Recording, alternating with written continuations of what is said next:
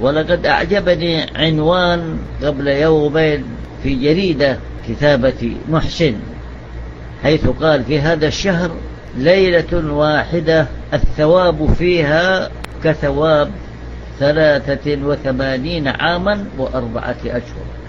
وهو يقصد ليلة القدر في هذا الشهر، حيث تعدل عبادتها 1000 شهر. فإذا حسبت 1000 الشهر وجدته 83 عاما و4 أشهر. وهذا من رحمة الله عز وجل بأمة محمد التي قصرت أعمارها، فعوضها الله هذا الخير الكثير.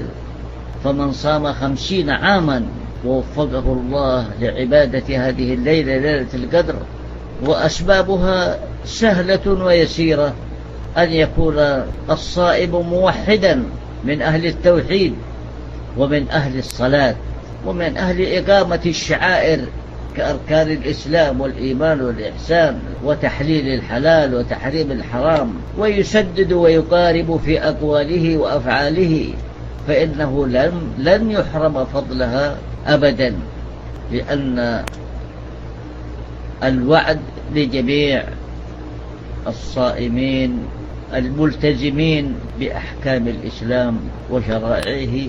وهذه رحمة من الله تبارك وتعالى.